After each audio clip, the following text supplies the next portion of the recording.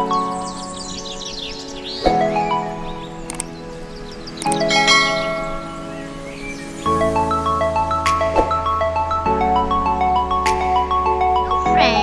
Ayush education and arts में आप सभी का स्वागत है। आज हम सुनियो बनाएंगे। चलिए वीडियो को स्टार्ट करते हैं।